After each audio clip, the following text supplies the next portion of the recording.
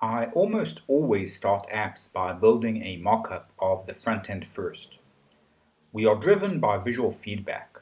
The ability to see and interact with the app clarifies the problem space and motivates you to move forward. Backend and business logic become easier as you can associate them with requirements from the GUI. One of the benefits of having mock-up code is that it's easy to experiment with the mock-up.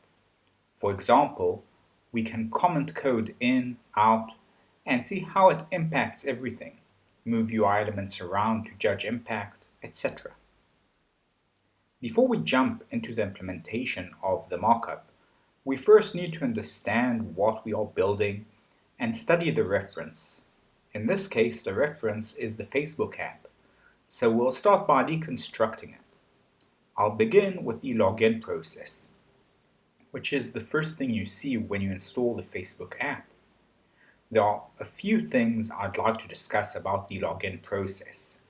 Deep versus flat, also known as shallow, UI structures, forms with no functionality, plain text password used in the UI, delayed verification process, device orientation support in Facebook, phone and tablet UI, and finally the adherence to platform conventions in iOS versus Android.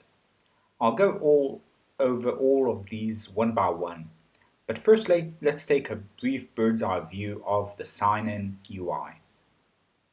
This is the sign-in UI in the native Facebook app on Android. Don't panic, I'll go over all the steps. I will also simplify it a lot because this is a mess, as you can tell. And this is what I came up with.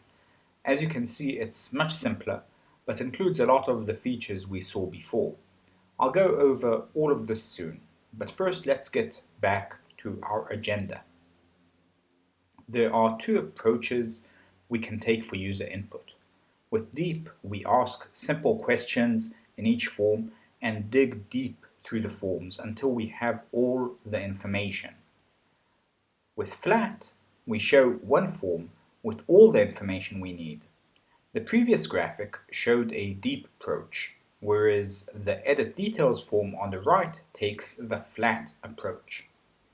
Facebook clearly picked Deep for the sign-up process and then did so for various other concepts, but within the app it often picked up the flat approach, for instance for editing user preferences. Why was Facebook inconsistent and why pick one approach or the next? There are several reasons to pick a deep UI. It's intuitive.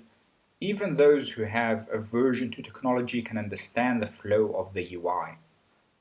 It's portable. More white space on the screen allows the UI to resize and adapt to a wide range of display sizes. It goes through a process. As humans, we are used to this approach. So, if Deep is so great, why doesn't Facebook use it everywhere? Because it has some limits. The biggest is expressiveness. It's very hard to communicate complex data and ideas like we see above, where gender has complex options or a person might not want to advertise their birthday. Annoyance is also an important limit. Going through a 7-step wizard to change a single detail is annoying to most users. Picking deep or shallow approaches is a matter for a UX expert. As developers, our concern is code reuse. How do we express two distinct UI paradigms and map to the same data model? Since the Facebook UI is so darn simple, I'd like to automate a lot of it, and one of the core goals is automating this logic. Let's go back to the flow graphic we looked at before. The splash screen is shown when we start. This makes sense for platforms like iOS, but it's there on Android too. The logo blinks a bit. When we move to the login form, it lets you input the email or phone. Notice a few interesting things about this form. It doesn't use the material design style of labels on top of the field when elements gain focus. but it does try to comply with some Android paradigms. For instance, the buttons use uppercase text, which is the convention on Android. The Create Account UI is one form that literally has no purpose. When I looked over the UI, I was perplexed by this. I'm guessing there is some UX reason for this form, but I have no idea. I didn't include anything like that in the clone, and there is no equivalent of this in the iOS version of the native Facebook app. Before I discuss the name form, notice a few interesting things about this wizard. The word next is spelled in the style of iOS, with case-sensitive text instead of uppercase. Also notice that here the first and last name fields use Material Design Convention for placement, and when you select them, the hint animates above the field, unlike the first form of the application. I think this inconsistency is due to different teams building different parts. It contributes to an app that feels unrefined in some regards. This is a long wizard with quite a few stages and notes. There are small inconsistencies with the UI for birthday, and the gender prompt doesn't look great. During verification, we can enter either a phone number or an email. In the case of the latter, we can click the sign up with email address link at the bottom of the form, which sends us to the email entry form. The email entry form is practically identical to the phone number form, and you can toggle back. The final stage is where interesting things happen. Typing a password on a mobile phone is one of my biggest pet peeves. There is literally no reason for doing that. Facebook solved that badly by making the password visible by default. Their old UI would show a regular password field and offer to replace it with a plain text field if you got the password wrong. The current approach is problematic and shows the lax approach to security at Facebook.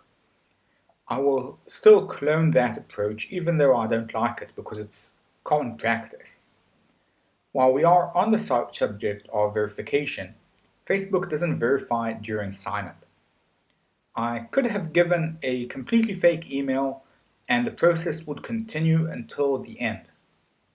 Facebook nags after the fact to make sure the email/phone is correct, but you can complete signup with a wrong email or phone. I'm assuming this relates to the challenge of delivery to email or phones on a global scale. I won't do that though, although you can probably adapt the code to copy that behavior. Facebook supports device orientation changes everywhere. It often achieves this UI by removing content. Surprisingly, this isn't consistent for other apps from Facebook. For instance, Instagram is locked to portrait orientation. At first, when I looked at how Facebook implemented landscape support, my first thought was lazy. To be fair, a lot of apps lock orientation change altogether, for instance, Instagram, Uber, etc. So, landscape support in Facebook is refreshing. It still looks bad. It might be related to the universal nature of Facebook. The app should work everywhere and might be under constraints we can't imagine. But I find that hard to believe. It just looks like something they didn't care enough about to invest in. This makes some sense. I doubt most users rotate their device during the sign-up process.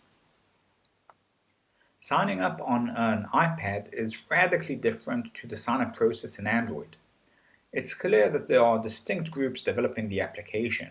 The entire UI is shown within a dialog that updates with the progression of the wizard.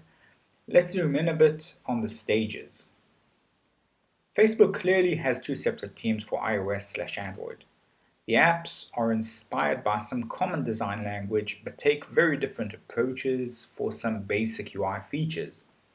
The Android version uses some aspects of Material Design and the iOS version looks somewhat like an iOS app, but neither one stands out as an example of great design in the given native platform. So what's the point? You will notice that the flow of the stages in signup is different between iOS and Android. Terms are in the beginning instead of the end, and there are no redundant forms. Notice I magnified the UI so it will be more visible, as the iPad resolution is so big it would make the entire text unreadable. The stages are pretty much the same conceptual stages as we saw in the Android app, but slightly different. Again, the password is plain text, which shows that this is a clear policy decision. The gender question is probably the most telling. In the iOS version, it's expressed as a toggle button, whereas in Android, it's expressed as a radio button. The former is clearly superior, but it's available in iOS only. The app itself doesn't use the iPad form factor effectively. For the most part, it feels like a blown up phone version of the app, which is stunning for an app like this. It does show a search UI on the side when running in landscape mode, but that's pretty much it. How would this UI adapt better to tablet form factor? The feed is about posts. Right now, they are just blown up to a size that doesn't help. If I use an iPad, it's not for seeing larger posts. We could fit 2 or 3 columns of posts in the feed and significantly increase information density. There are some other considerations for Facebook, such as ad placement, which might be impacted. This UI choice is also reflected in the web version of Facebook, so I'm guessing it's a conscious choice. There is a lot to say about the main UI of Facebook. Let's start by reviewing the Android version of the UI so we are all roughly on the same page. I trimmed a lot of the hidden nuance and details from this chart. After looking at this, I developed several insights into the Facebook UI, but one of those was specifically interesting. They removed the hamburger. Back in the day, Facebook was one of the first apps to feature the hamburger side menu. This is a UI element signified by 3 horizontal lines, one on top of the other. Hamburger. It allows you to open or swipe in a drawer with options. This menu is now a standard in Android. However, Facebook chose to discard it in favor of swipeable tabs at the top of Android and on the bottom in iOS. On a personal level, I'm conflicted about this. It's cool that Facebook goes against the trend, especially since it's a trend they helped start. Tabs have the user experience advantage of visibility, which is great. However, they have 3 major disadvantages.